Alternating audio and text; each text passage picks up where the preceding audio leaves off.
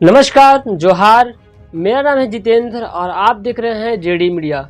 चलिए जानते हैं झारखंड की 25 बड़ी खबरों को। आज की पहली और बड़ी खबर, रांची में राजभवन के पास आमरण अनशन कर रहे स्वास्थ्य अनुबंध कर्मियों में फिर 2 लोगों की हालत बिगड़ी। जी हाँ दोस्तों, झारखंड की राजधानी रांची में राजभवन के पास धरना दे रहे 2 और स्वास्थ्य कर्मियों की तबीयत बिगड़ गई है। इन्हें अस्पताल ले जाया गया है। अनुबंध पर काम करने वाली एक महिला स्वास्थ्य कर्मी को एम्बुलेंस से अस्पताल पहुंचाया गया, जबकि दूसरे अनुबंध कर्मी को एम्बुलेंस नहीं मिलने की वजह से ऑटो में ले जाना पड़ा। जिन लोगों की तबीयत बिगड़ी है उनमें एएनएम जीएनएम संघ की अध्यक्ष बीड़ा कुमारी शामिल हैं। यूजीसी ने शिक्षण संस्थानों के लिए जारी की गाइडलाइंस, दूसरे कॉलेजों के संस्थानों का भी उपयोग कर सकेंगे विद्यार्थी। वे चले गए, अब कोई भी शिक्षा संस्थान आपसी सहमति से छात्र हित में दूसरे शिक्षण संस्थानों का उपयोग कर सकते हैं, यानी साधन संपन्न संस्थान नज़दीक के कमजोर संस्थानों के विद्यार्थी को अपने यहाँ के संस्थानों का उपयोग करने दे सकते हैं, या फिर एक संस्थान से शिक्षक किसी खास विषय पर दूसरे संस्थान में जाकर या फिर ऑनलाइन पढ़ा सकते हैं। इसके लिए दोनों संस्थानों के बीच आपसी सहमति व विश्वविद्यालय की अनुमति लेनी होगी। इसी के अधिकारियों का आंदोलन 9वें दिन भी जारी रहा। अधिकारियों के पिछले 15 महीने से वेतन नहीं मिला है।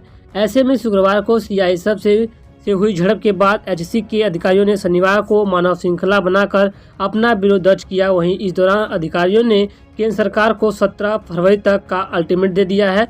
एचसी के अधिकारियों का कहना है, हमने वेतन के भुगतान के संबंध में राष्ट्रपति, प्रधानमंत्री सहित भारी उद्योग मंत्री को पत्र लिखा है। इससे स्पष्ट तौर पर कहा गया है कि अगर हमारी मांगें नहीं सुनी जाती हैं तो आने वाले समय में किसी भी तरह के आंदोलन की जिम्मेदारी केंद्र सरकार की होगी।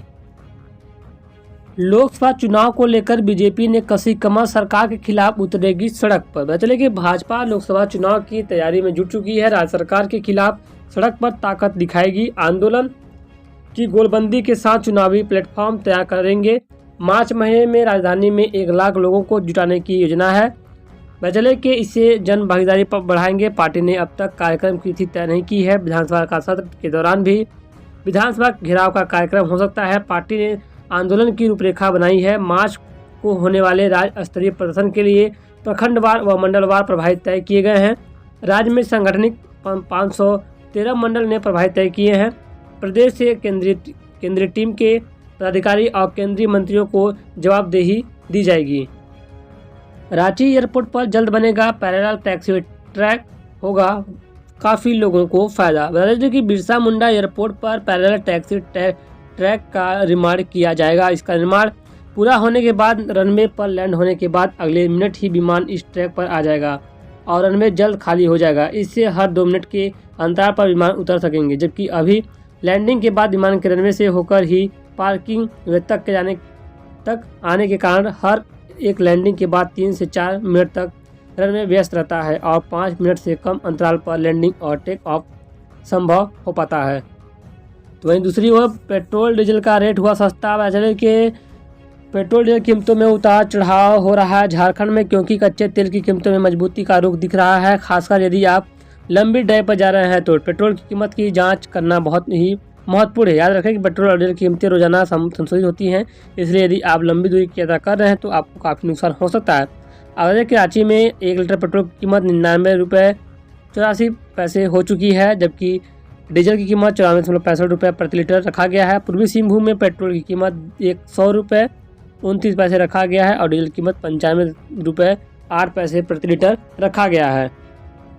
झारखंड के मान्यता प्राप्त स्कूलों में कॉलेजों की होगी जांच, संचालित होने वाले विद्यालयों के खिलाफ हो सकता है एक्शन। जी हाँ दोस्तों, राज्य के स्थापना अनुमति प्राप्त, प्रस्वीकृति प्राप्त, मान्यता प्राप्त हाई स्कूलों व इंटर कॉलेजों की जांच की जाएगी। शिक्षा सचिव के रवि कुमार ने इस संबंध में सभी डीईओ को पत्र भेजा है। जिलों को स्कूल कॉलेजों की जांच कर 15 दिनों में रिपोर्ट देने को कहा गया है। साथ ही संचालित रहने वाले स्कूल कॉलेजों की मान्यता समाप्त करने की प्रक्रिया पूरी करने का निर्देश भी दिया है।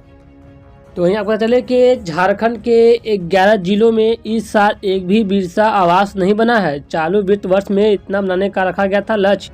पता चले कि चालू वित्तीय वर्ष के दौरान राज्य के 13 में से 11 जिलों में एक भी बिरसा आवास नहीं बना है। बिरसा आवास अत्यंत गरीबों और आदिम जनजाति परिवारों के लिए बनाए जाते हैं। चालू वित्तीय वर्ष के दौरान 1442 बिरसा आवास बनाने का लक्ष्य रखा गया था। इसके मुकाबले सिर्फ 15 आवास ही बनाए जा सके हैं। इसमें से 10 आवास सिमडेगा में और 5 जामताड़ा में बने हैं। तो वहीं दूसरी ओर मिड डे मील घोटाले का आरोपी संजय तिवारी ने कर्मचारियों को बनाया निर्देशक, फिर उनके बैंक खाते को करने लगा ऑपरेट। जी हाँ दोस्तों, बता दें कि 100 करोड़ रुपए के मिड डे मील घोटाले के आरोपी संजय तिवारी ने अपने कर्मचारियों को अलग अलग कंपनियों में निदेशक बनाया है। बता दें कि इसके बाद उनके निजी बैंक खातों पर कब्जा कर उन्हें ऑपरेट करने लगा। प्रबंधन निदेशालय ईडी की ओर से की जा रही जांच में तिवारी की इस कारनामे की जानकारी मिली है। जांच में पाया गया है कि मिड डे मील के 100 करोड़ रुपए भानु कंस्ट्रक्शन कंपनी के खाते में ट्रांसफर होने के बाद बैंक की ओर फोन कर संजय तिवारी और सुरेश कुमार को इसकी जानकारी दी गई थी। धनबाद के हाजरा स्थित एक क्लिनिक में अचानक आग लग गई। इस हादसे में क्लिनिक संचालक डॉक्टर विकास हाजरा, उनकी पत्नी डॉक्टर प्रेमा हाजरा सहित 5 लोगों की मौत हो गई है, जबकि एक की हालत गंभीर बनी हुई है। यह हादसा टेलीफोन एक्सचेंज रोड स्थित हाजरा क्लिनिक की है। सूचना मिलने पर मौके पहुंची अग्निशमन की 5 गाड़ियों ने आग पर काबू पा लिया है। यह घटना देर रात करीब 2 बजे की है। औपचारिक जानकारी के अनुसार जब आग लगी तब डॉक्टर विकास हाजरा सहित अन्य अपने अपने कमरों में सोए हुए थे। आग लगने से घर में धुआं भर गया था और दम घुटने से सभी की मौत हुई है। बता कि हाजरा क्लिनिक में जब आग लगी तब उसमें करीब 25 मरीज भर्ती थे। आनंद फानन में स्वास्थ्य कर्मियों ने सभी मरीजों को दूसरी बिल्डिंग में शिफ्ट कर दी, उनकी जान बचाई है। इस आग लगी की घटना में डॉक्टर विकास हाजरा के भांजे की भी मौत हो गई है। 2 दिन पहले ही वह कोलकाता से धनबाद आया था। तो वहीं एक बड़ी खबर करके आ रही है, राष्ट्रपति भवन के मुगल गार्डन का नाम बदला गया है। अब नए नाम रखा गया है, अमृत उद्यान के नाम से जाना जाएगा। जी हाँ दोस्तों, राष्ट्रपति भवन के मुगल गार्डन का नाम बदल दिया गया है। सूत्रों से मिली जानकारी के अनुसार अब मुगल गार्डन का नाम बदलकर अमृत उद्यान कर दिया गया है। साथ ही बता दें कि पब्लिक के लिए यह उद्यान 31 जनवरी से 8 मार्च तक खुलेगा। तो वहीं एक बड़ी खबर क्या रही है, पारसनाथ पर्वत पर की महाराणा 557 दिनों के बाद मौन व्रत तोड़कर आचार्य श्री 108 प्रसन्न सागर जी बोले नमः श्री ओम। जी हाँ दोस्तों, आचार्य श्री 108 प्रसन्न सागर जी महाराज ने 557 दिनों के बाद अपना मौन व्रत शनिवार को तोड़ा। मौन व्रत तोड़ने के साथ ही उनके मुख से निकला नमः श्री ओम। इसके बाद आचार्य श्री ने कुछ देर तक ओम का मंत्रोच्चारण किया और कहा कि जब आत्मा मरती ही नहीं तो डर किस बात की। आचार्य 557 दिनों से पार्श्वनाथ पर्वत की स्वच्छ चोटी स्थित एक गुफा में तपस्या में लीन थे। इस दौरान उन्होंने 61 दिनों की लघु प्राणायाम करते हुए 496 दिनों तक निर्जला उपवास भी रखा और पर्वत पर ही एकांतवास में रहे। तो वहीं बैतले के बाबा रामदेव भी गिरिडीह के मधुबन में पहुंचे हैं श्री 108 सागर जी से मिलने के लिए। और यहाँ पे सभी नेपाल के मंत्री भी पहुंचे हुए हैं और हमारे यहाँ के भी मंत्री पहुंचे हुए हैं वहाँ पे। बैतले के पासनाथ में महापराणा महोत्सव में भाग लेने मधुबन पहुंचे नेपाल के सांसद। पासनाथ में महापराणा महोत्सव का आयोजन किया गया है। इस महोत्सव में भाग लेने नेपाल के सांसद मधुबन पहुंच चुके हैं। वहीं बैतले के पासनाथ में महापराणा महोत्सव किया गया है। इस दौरान पासनाथ पर्वत और मधुबन में हेलीकॉप्टर से पुष्प वर्षा किया गया।